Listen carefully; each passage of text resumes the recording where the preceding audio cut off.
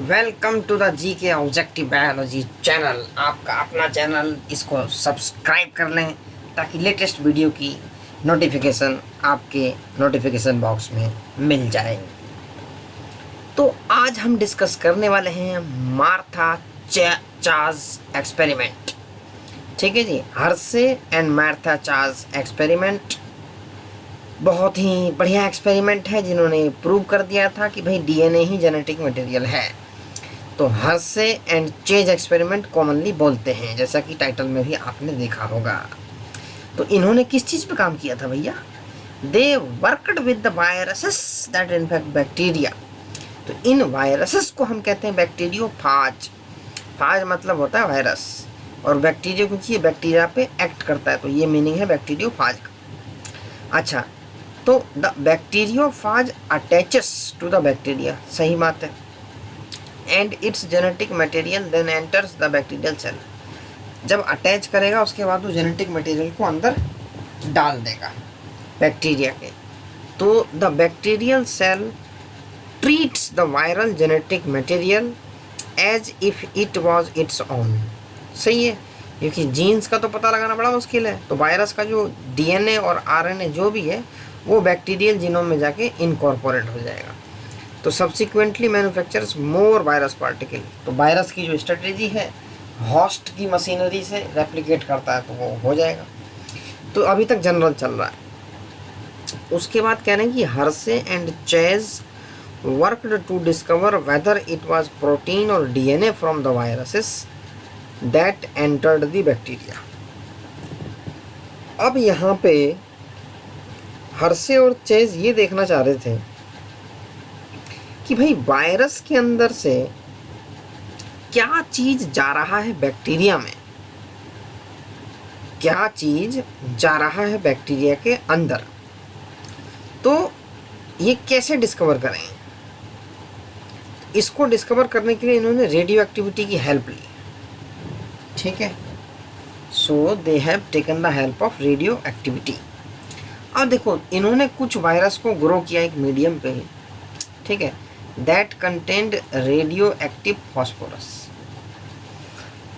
तो कुछ को जब ग्रो कर रहे हैं तो रेडियो एक्टिव फॉस्फोरस पे, और कुछ को कर रहे हैं medium that contain radio active sulphur. देखो, फॉस्फोरस डीएनए में होता है, सल्फर प्रोटीन में होता है। तो viruses grown in the presence of radio active phosphorus contained radio active DNA. तो जो वायरस रेडियो एक्टिव फॉस्फोरस की प्रेजेंस में ग्रो हुआ है उसके पास तो रेडियो एक्टिव डीएनए होगा, क्योंकि वायरस के अंदर आ गया रेडियो एक्टिविटी और वो फर्दर ट्रांसफॉर्म कर देगा।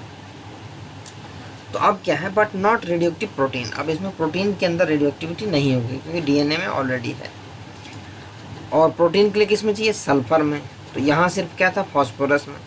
अच्छा, तो DNA contains phosphorus but protein does not, वही लाइन आ गई।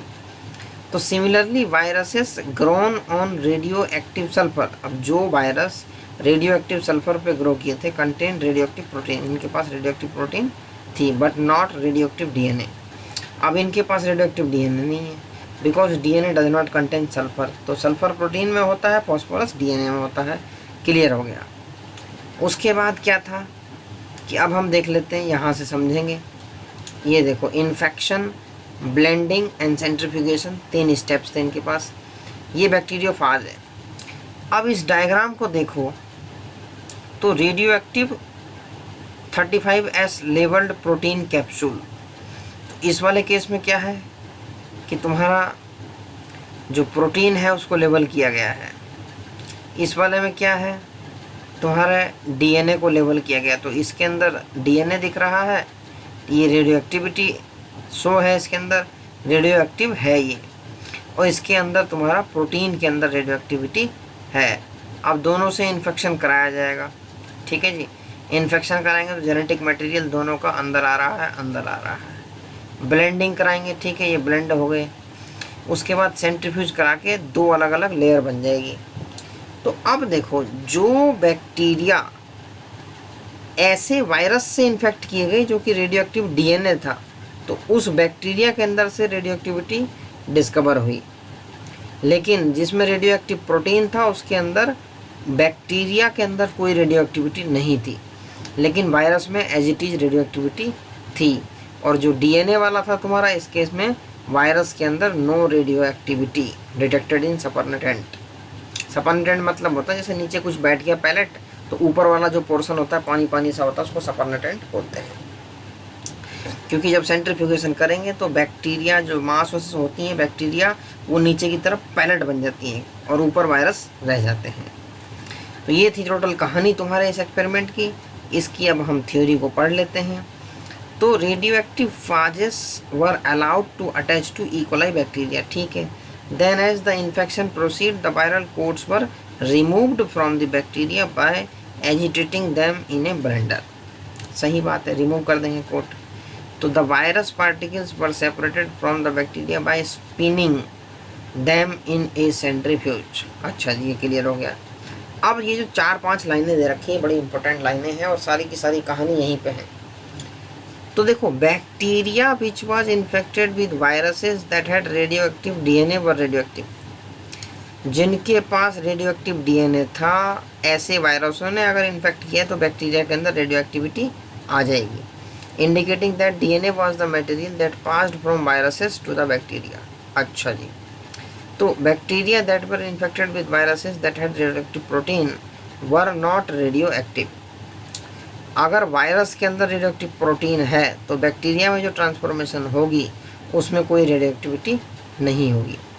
तो this indicate that protein did not enter the bacteria from the virus. तो ये यही इंडिकेट करता है कि प्रोटीन अंदर नहीं जा रहा है। तो DNA is there for the genetic material. अब ये कहानी क्लियर हो चुकी थी। तो हर्शे एंड चेज एक्सपेरिमेंट बहुत इंपॉर्टेंट है और इसको बड़े ही ध्यान से पढ़ें। एक क्वेश्चन का वेटेज यहाँ से बनता है।